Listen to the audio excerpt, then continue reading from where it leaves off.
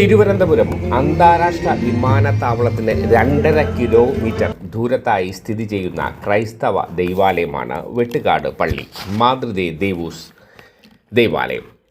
തിരുവനന്തപുരം ലത്തീൻ രൂപതയിലെ പ്രധാന തീർത്ഥാടന കേന്ദ്രമാണ് വെട്ടുകാട്.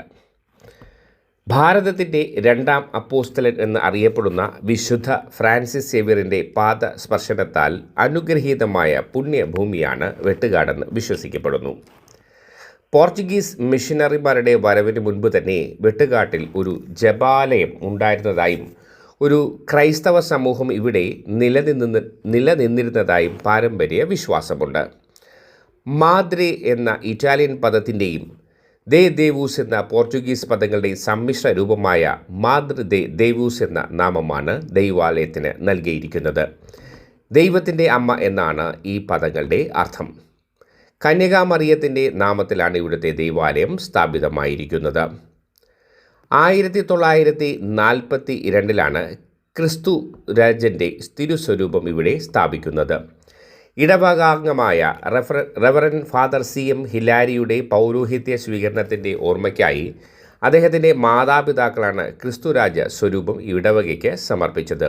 ആദ്യം ദൈവാലയത്തിനകത്തായിരുന്ന തിരുസ്വരൂപം 2 വർഷത്തിന് ശേഷം അന്നത്തെ കൊച്ചി മെത്രാനായിരുന്ന റെവറൻ ഡോക്ടർ ജോസ് അൽവർണസ് ആണ് ഇപ്പോൾ തിരുസ്വരൂപം സ്ഥിതി ചെയ്യുന്ന സ്ഥലത്ത് വെഞ്ചരിച്ച് പ്രതിഷ്ഠ നടത്തിയത്. എല്ലാ വർഷവും ലത്തീൻ ആരാധനാ ക്രമവർഷത്തിലെ അവസാന ഞായറാഴ്ചയാണ് ക്രിസ്തുരാജിൻ്റെ രാജ്യത്വ തിരുനാൾ ആഘോഷിക്കുന്നത്. ഇന്ന് കേരളത്തിലെ ഒരു പ്രധാന ക്രിസ്ത്യൻ തീർത്ഥാടന കേന്ദ്രമായാണ് വെട്ടുകാട് അറിയപ്പെടുന്നത്. 10 ദിവസം നീണ്ടു നിൽക്കുന്ന ഉത്സവം വളരെ വിപുലമായും ആഘോഷമായുമാണ് കൊണ്ടാടുന്നത്. കേരളത്തിൻ്റെ നാനാഭാഗത്തു നിന്നും ജാതി മതഭേദമന്യേ ആയിരക്കണക്കിന് തീർത്ഥാടകർ അന്നേ ദിവസം ഇവിടെ എത്താറുണ്ട്. കൂടാതെ എല്ലാ വെള്ളിയാഴ്ചയും അനവധി പേർ ക്രിസ്തുരാജൻ്റെ അനുഗ്രഹം തേടി എത്താറുണ്ട്.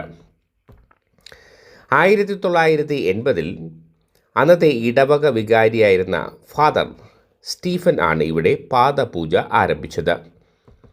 എല്ലാ വെള്ളിയാഴ്ചയും ക്രിസ്തുരാജ സന്നിധിയിൽ നടത്തപ്പെടുന്ന പാദപൂജയിൽ ജാതി മതഭേദമന്യേ നിരവധി തീർത്ഥാടകർ സംബന്ധിക്കാറുണ്ട്.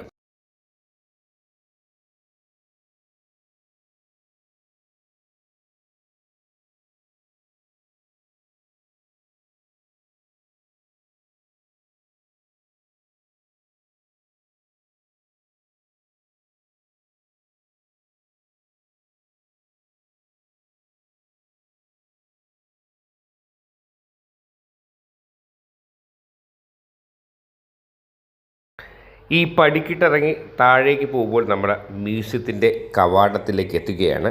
അവിടെ ഒരു അപ്പച്ചൻ നമ്മളെ സ്വീകരിക്കാനുമുണ്ട്.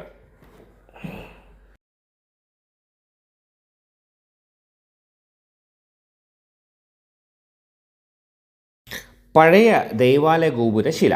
വെട്ടുകാട് ഇടവക പള്ളിയിലെ ഗോപുര നിർമ്മാണം 1925 ആരംഭിച്ചു. വെട്ടുകല്ല്, കരിങ്കല്ല്, തുർക്കി മിശ്രിതം, കുമ്മായം ചാന്ത് എന്നിവയാണ് ദൈവാലയ നിർമ്മാണത്തിനായി ഉപയോഗിച്ചത്. ഈ ദൈവാലയം ജനങ്ങളുടെ വരുമാന വിഹിതം, ശ്രമദാനം എന്നിവയുടെ ഫലമാണ്. മ്യൂസിയത്തിൻ്റെ കവാടത്തിന് മുന്നിലാണ് നമ്മളിപ്പോൾ. കവാടം മെല്ലെ തുറന്ന് അകത്ത് കയറി വിശേഷങ്ങളൊക്കെ കണ്ടു മടങ്ങാം. Christus Rex crypt chapel, Corpus Christi adoration chapel 2024 November 8 archbishop reverend doctor Thomas J നെറ്റോയാണ് ഇത് ഉദ്ഘാടനം നിർവഹിച്ചത്. ക്രിപ്റ്റ് ഏരിയ വർക്ക് തുടങ്ങിയത് 2024 ജനുവരി 11 അന്ന് വികാരിയായിരുന്നത് റെവറൻ ഡോക്ടർ എഡിസൺ ആയിരുന്നു, അന്നത്തെ പാരിഷ് പ്രീസ്റ്റ്.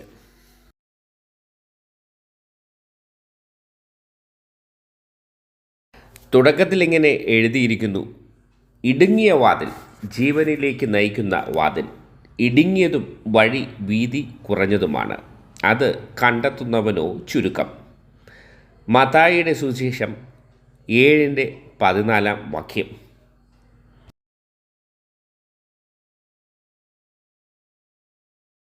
നിശബ്ദത പാലിക്കണമെന്ന് പ്രത്യേകം എടുത്തു പറഞ്ഞിട്ടുണ്ട്. ഒപ്പം ചാപ്പലിലെ ഫോട്ടോഗ്രഫി പാടില്ല എന്ന നിർദ്ദേശമുണ്ട്. പിന്നെ മാധ്യമപ്രവർത്തകനായതുകൊണ്ട് ഒരു എക്സെപ്ഷൻ കിട്ടി. മൊബൈൽ അതിനകത്ത് ഉപയോഗിക്കാനും പൂർണ്ണമായി കവറേജ് ചെയ്യാനും ഉള്ള ഒരു അനുവാദം മാധ്യമപ്രവർത്തകൻ എന്ന രീതിയിൽ ലഭിച്ചു. ആരാധനാ വസ്തുക്കളാണ് ഈ കാണുന്നത്. നേർച്ച നൂല്, നേർച്ച എണ്ണ, ഡാൽമാറ്റിക്, ആൾരൂപങ്ങൾ, നിലവിളക്ക്, സ്പ്രിംഗ്ലർ, പാറ്റേൺ, കൂദാശാകർമ്മ വസ്തുക്കൾ, അംശവടി, പെക്ടോറൽ ക്രോസ്, ബെറേറ്റ, ഹോളി ഓയിൽസ്.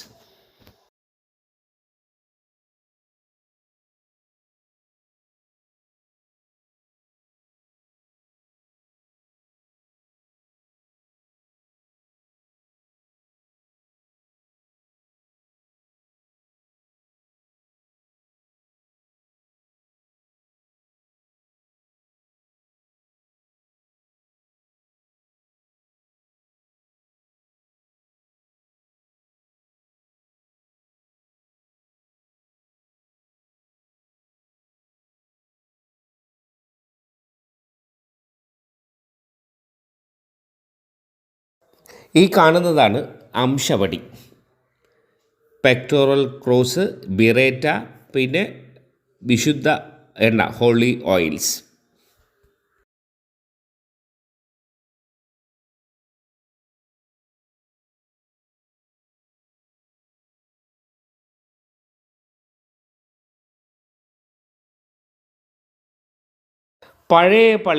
പഴയ പള്ളിമണി ഇവിടെ മ്യൂസിയത്തിൽ സ്ഥാപിച്ചിട്ടുണ്ട്. അതാണ് ഈ കാണുന്നത്.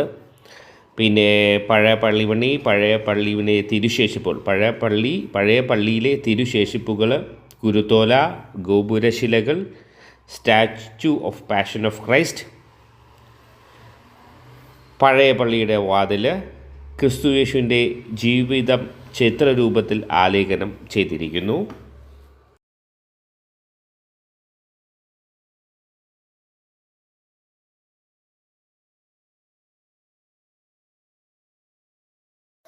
കുരുത്തോല, പാം ലീവ്സ്.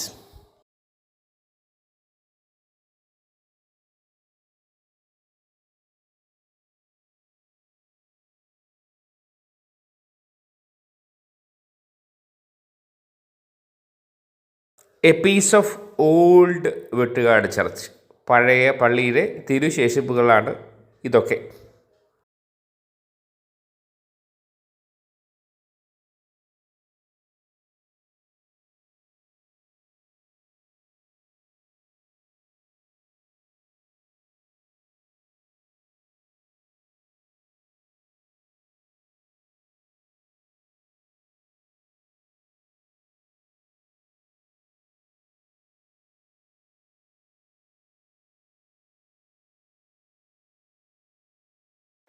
പഴയ പള്ളിയുടെ വാതിൽ ഇവിടെ മ്യൂസിയത്തിൽ സ്ഥാപിച്ചിട്ടുണ്ട്.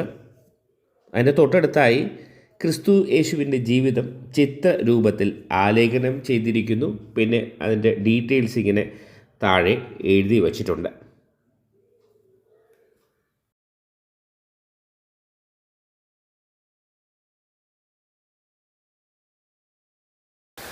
യേശുക്രിസ്തുവിൻ്റെ ഉത്ഥാനത്തിന് ശേഷം പെന്തക്കോസ്ത ദിനത്തിലാണ് തിരുസഭ ആരംഭിച്ചത്. സഭയുടെ സർവപ്രധാനവും സവിശേഷവുമായ ദൗത്യം സുവിശേഷ പ്രഘോഷണമാണ്. നിങ്ങൾ ലോകമെങ്ങും പോയി സകല സൃഷ്ടികളോടും സുവിശേഷം പ്രസംഗിക്കുവിൻ. ലൂക്ക 16:15. ഇന്ത്യയിൽ സുവിശേഷ ദൗത്യവുമായി എത്തിയ അപ്പോസ്തലനാണ് വിശുദ്ധ തോമസ്. പാർത്തിയായിലെ സുവിശേഷ പ്രചാരണ വേളയിൽ അദ്ദേഹം രാജാവായ ഗോണ്ട ഫെർണാണ്ടസിനെ സന്ദർശിച്ചു.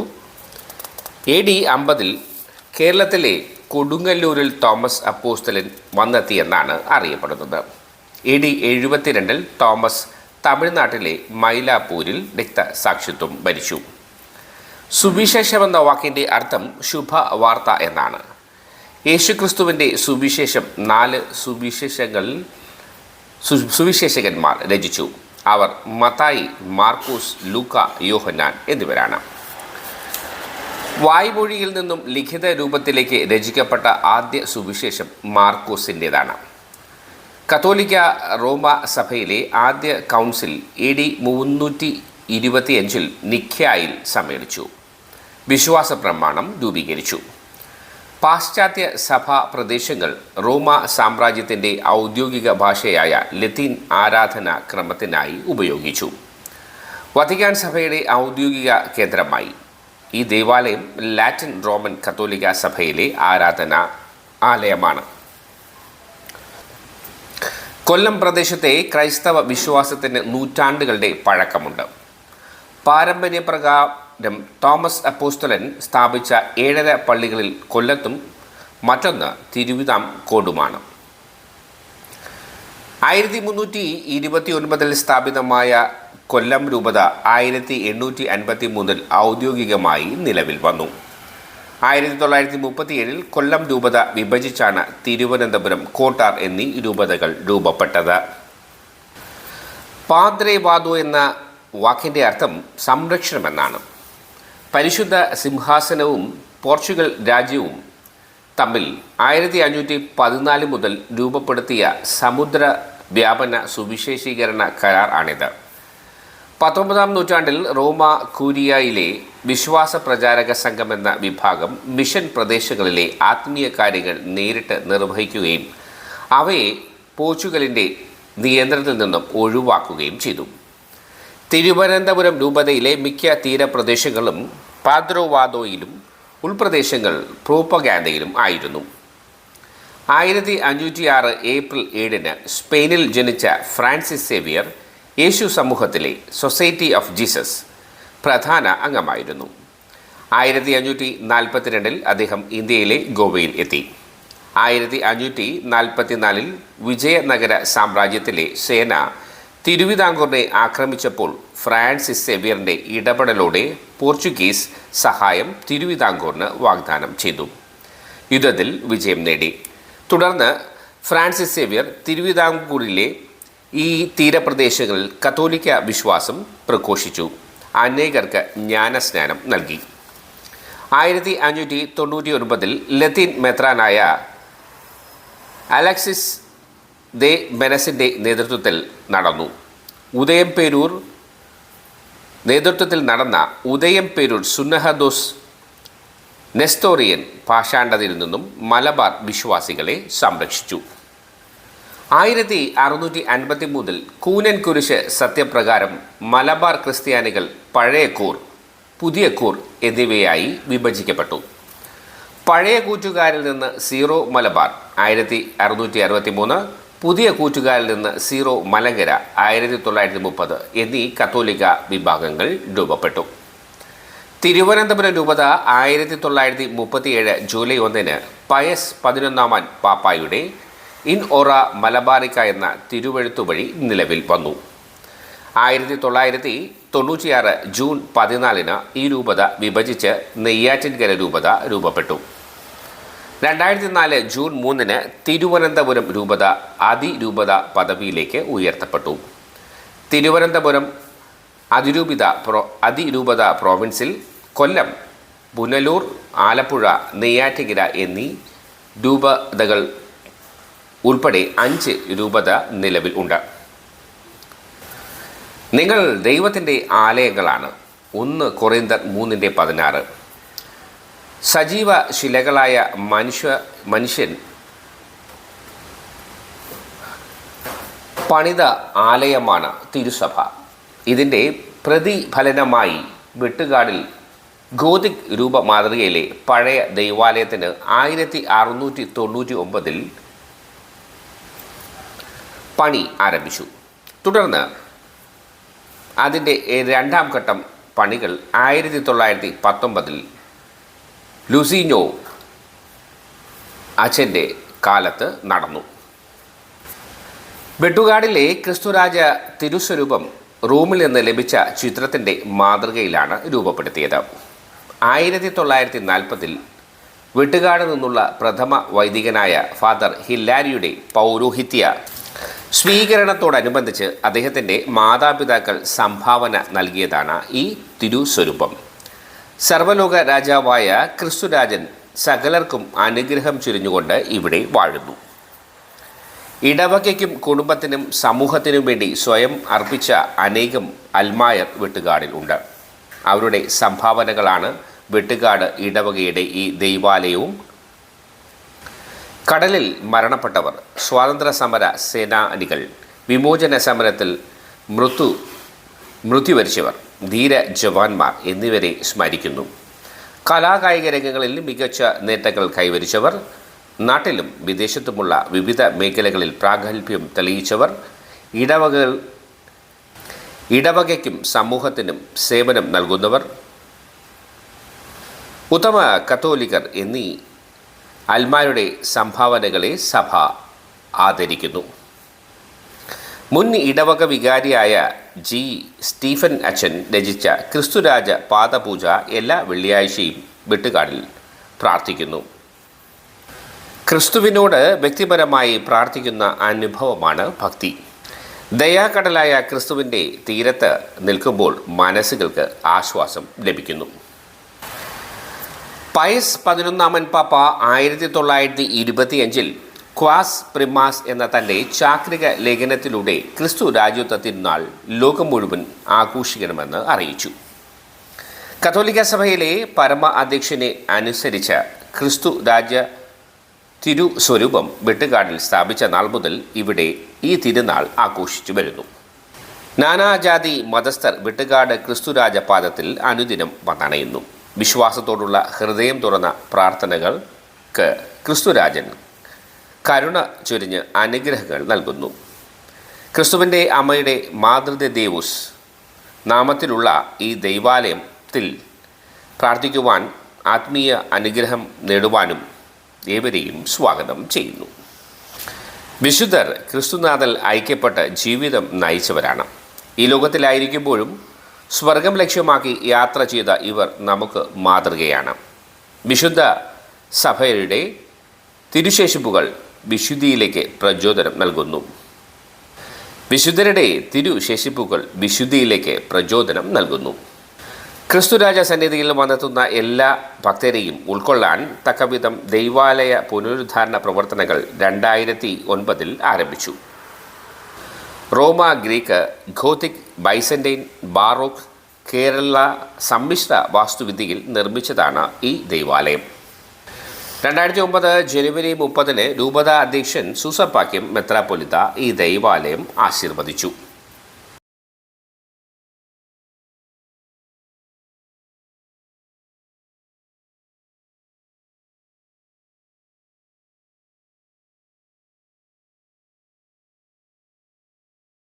തെലുങ്ക്, കന്നഡ, മലയാളം, തമിഴ്, മറാത്തി, ഹിന്ദി, കൊങ്കണി, സന്താലി, ഗുജറാത്തി, ബംഗാളി, ഗാരോ, ആസാമീസ്, കുക്കി, കാസി, രാഭ എന്നീ ഇന്ത്യൻ ഭാഷകളിലെ വിശുദ്ധ ഗ്രന്ഥം ബൈബിൾ ഇവിടെ പ്രദർശിപ്പിച്ചിരിക്കുന്നു.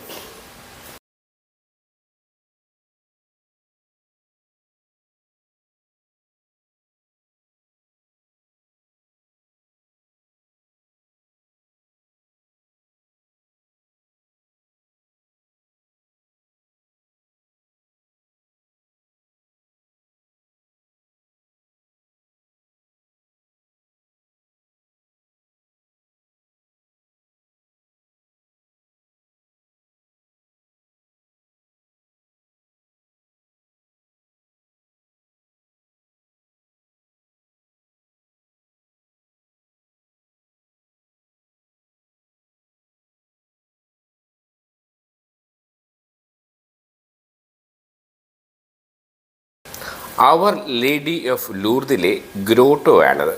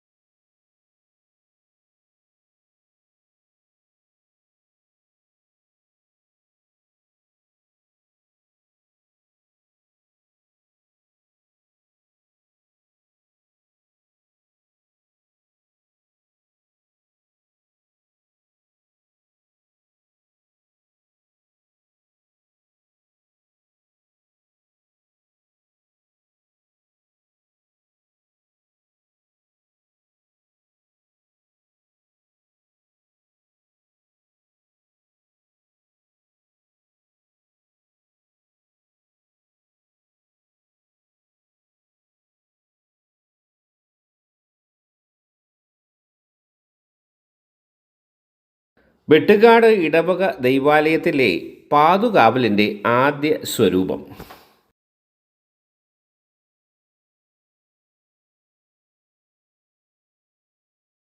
AD 595 മുതലുള്ള ദിവ്യ കാരുണ്യ അത്ഭുതങ്ങൾ വിവരിക്കുന്നു. AD 787 മഹാനായ ഗ്രിഗറി പാപ്പ ഒരു ഞായറാഴ്ച റോമിലെ വിശുദ്ധ പത്രോസിൻ്റെ ബസലിക്കയിൽ ദിവ്യബലി അർപ്പിച്ചുകൊണ്ടിരുന്നപ്പോൾ ദിവ്യകാരുണ്യം സ്വീകരിക്കാൻ പരിഹസിച്ചു ചിരിച്ച ഒരു സ്ത്രീക്ക് മുന്നിൽ 2 തിരുവോസ്തികൾ മാംസമായി മാറി. ഇവ ജർമ്മനിയിലെ ആൻടെക്സ് ബെനഡിക്റ്റ് ആശ്രമത്തിൽ ഇന്നും സൂക്ഷിക്കുന്നു. 1171 ഈസ്റ്റർ ദിനത്തിൽ ഇറ്റലിയിലെ ഫെറാറയിൽ ബഡോ എന്ന സ്ഥലത്തെ ഇടവക വികാരി ദിവ്യബലി മധ്യേ തിരുവോസ്തി മുറിച്ചപ്പോൾ അതിൽ നിന്ന് രക്തം വീഴാൻ തുടങ്ങി. ആ രക്തത്തുള്ളികൾ കൊണ്ട് അൾത്താരയും സക്രാരിയും നനഞ്ഞു. 1442 യൂജിൻ 4 പാപ്പ നൽകിയ അപ്പോസ്തലിക ലേഖനം ഇതിനെക്കുറിച്ച് പറയുന്നു. 1254 ഈസ്റ്റർ ദിനത്തിൽ ഫ്രാൻസിലെ ദുബൈയിലെ ഇടവക പള്ളിയിൽ ദിവ്യകാരുണ്യം വിശ്വാസികൾക്ക് നൽകിയപ്പോൾ ഒരു തിരുവോസ്തി താഴെ വീണു. അതെടുക്കാൻ കുനിഞ്ഞപ്പോൾ തനിയെ ഉയർന്ന് പ്യൂരിഫിക്കേറ്ററിൽ വന്നിരുന്ന് സ്വയം പ്രകാശിച്ചു. പിന്നീട് ഇത് സാക്ഷ്യപ്പെടുത്താനെത്തിയ മെത്രാന് മുന്നിൽ മുൾക്കിരീടം അണിഞ്ഞ തിരുമുഖം ആയി തിരുവോസ്തി കാണപ്പെട്ടു. 1297 സ്പെയിനിലെ ജെറോനായിലെ സാൻഡിയോലെ ബെനഡിക്റ്റ് ആശ്രമത്തിൽ ഒരു വൈദികൻ കന്യാസ്ത്രീകൾക്ക് ദിവ്യബലി അർപ്പിക്കുകയായിരുന്നു. ഓസ്തിയിലെ തിരു സാന്നിധ്യത്തെക്കുറിച്ച് സംശയിച്ച ആ പുരോഹിതൻ്റെ വായിൽ തിരുവോസ്തി രക്തം ഇറ്റിറ്റ് വീഴുന്ന മാംസ കഷണമായി മാറി. പോളണ്ടിലെ ക്രാക്കോയിൽ 1345 ഈ അത്ഭുതം. ക്രാക്കോയിലെ വേവൽ എന്ന ഇടത്ത് പള്ളിയിലെ സകല വസ്തുക്കളും കൊള്ളയടിക്കപ്പെട്ടു. സക്രാരിയിലെ അരുളുകയും മോഷ്ടിച്ചു. തുടർന്ന് അതിനെ ഒരു ചതുപ്പിൽ വലിച്ചെറിഞ്ഞു. രാത്രിയിൽ ആ ചതുപ്പിൽ നിന്ന് അരുളിക്കായിലെ പ്രകാശം വളരെ ദൂരേക്ക് വ്യാപിച്ചു. 1400 നെതർലൻഡിലെ ബോക്സ്മീരിലെ സെയിൻറ്റ്സ് പീറ്റർ ആൻഡ് പോൾ പള്ളിയിലാണ് ഈ അത്ഭുതം. ദിവ്യബലി വേളയിൽ കാസയിലെ വീഞ്ഞ് തിരുരക്തമായി മാറുകയും അത് തിളച്ചു കുമിള പോലെ പൊന്തി വന്നു കോർപ്പറിൽ വീണു. ഈ രക്തക്കറ ഈ തുണിയിൽ ഇന്നും മാറ്റമില്ലാതെ കാണാം. ഫ്രാൻസിലെ പ്രസാക്കയിൽ സെൻറ്റ് ജൂഡ് പള്ളിയിൽ 1643 പെസഹ വ്യാഴാഴ്ച തിരുകർമ്മങ്ങൾ കഴിഞ്ഞ് വിശ്വാസികൾ എല്ലാവരും പോയി. കത്തിച്ച തിരിക്കൽ അൽത്താരയിൽ വെച്ചിരുന്നു. രാത്രിയിൽ തടിയിലെ അൽത്താരയും സക്രാരിയും കത്തി അമർന്നു. സിബോറിയവും ഉരുകിപ്പോയി. എന്നാൽ ആ തിരുപാത്രത്തിൻ്റെ ഉള്ളിലിരുന്ന ആ ഒരു തിരുവോസ്തി കത്തിപ്പോയില്ല. കൊളംബിയയിലെ ചെറുദ്വീപായ തുമാക്കോയിൽ 1906 സുനാമി ഉണ്ടായപ്പോൾ അവിടുത്തെ ജനങ്ങളുടെ ആവശ്യപ്രകാരം വികാരി ലാൻഡൻ്റെ തിരുവോസ്തി ഒരു ചെറിയ സിബോറിയത്തിൽ തിരുപാത്രത്തിൽ എടുത്തു. കടലിനെ നോക്കി ആശീർവദിച്ചു. അലറി വന്ന കടൽ ശാന്തമായി. കാനായിലെ കല്യാണ വീട്ടിൽ വെള്ളം വീഞ്ഞാക്കിയ അത്ഭുതവും ഇസ്രയേലിൻ്റെ രക്ഷകനായ മോശയുടെ പ്രതീകവും ചെങ്കടൽ രണ്ടായതിൻ്റെ പ്രതീകവുമെല്ലാം മ്യൂസിയത്തെ വളരെ ആകർഷകമാക്കുന്നു.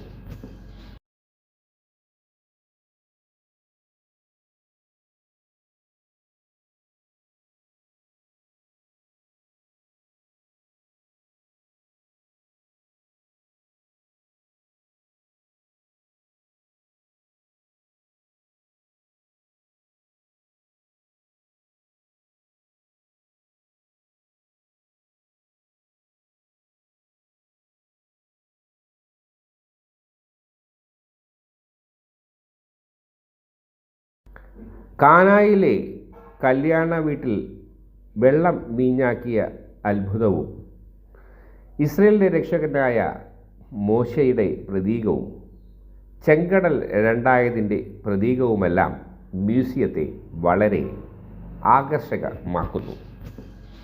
ആദ്യകാല ക്രിസ്ത്യാനികളെ അടക്കം ചെയ്തിരുന്ന ഭൂഗർഭ സ്ഥലങ്ങളാണ് കാറ്റകോമ്പുകൾ. യഹൂദരെ ഭയന്ന് ആദിമ ക്രിസ്ത്യാനികൾ ഒരുമിച്ച് കൂടുകയും പ്രാർത്ഥിക്കുകയും ബലി അർപ്പിക്കുകയും ചെയ്തത് കാറ്റകോമ്പുകളിൽ വച്ചായിരുന്നു. ഈ ഭൂഗർഭ മ്യൂസിയം കാറ്റകോമ്പുകളെ ഓർമ്മിപ്പിക്കുന്നു. മ്യൂസിയത്തിലെ കാഴ്ചകൾ ഇവിടെ അവസാനിക്കുന്നു. ഒപ്പം പുറമേയുള്ള കാഴ്ചകളും കണ്ട് നമുക്ക് ഈ എപ്പിസോഡ് അവസാനിപ്പിക്കാം. എന്തായാലും വളരെ ഭക്തിസാന്ദ്രമായ കാഴ്ചകൾ സമ്മാനിച്ച വെട്ടുകാട് മാതൃദേവൂസ് ദേവാലയത്തിനും ദൈവത്തിനും നന്ദി.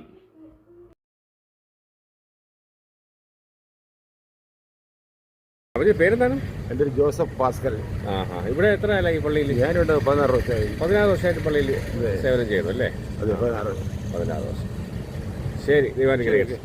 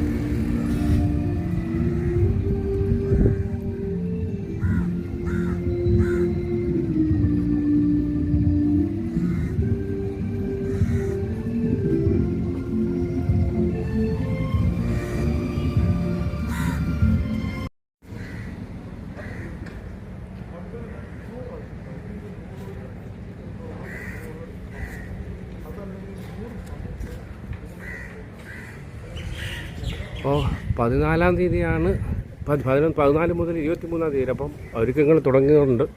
തിരുനാളിൻ്റെ ഒരുക്കത്തിന് സ്റ്റേജൊക്കെ ഇങ്ങനെ റെഡിയായിട്ടുണ്ട്. അപ്പോൾ അതിനിടയ്ക്ക് പത്രസമ്മേളനം വന്നപ്പോൾ കിട്ടിയ അവസരം മുതലെടുത്തു എന്ന് വേണം പറയാൻ. അപ്പോൾ വർഷാവർഷങ്ങളിൽ ഗംഭീര പരിപാടികളാണ് വെട്ടുകാട് പള്ളിയിൽ. അത് ഫേമസാണ്. ജാതി മതഭേദമന്യേ ഒരു വൻ തിരുനാളാണ് നമ്മുടെ വെട്ടുകാട് മാതൃദേവൂസ് ദേവാലയത്തിലെ തിരുനാൾ. അവിടെ ഒരുക്കങ്ങളൊക്കെ തകൃതിയായി നടക്കുന്നു. ഇന്ന് തീയതി 11 അപ്പോൾ ഇനി 3 ദിവസം കൊണ്ട് തിരുനാളിന്.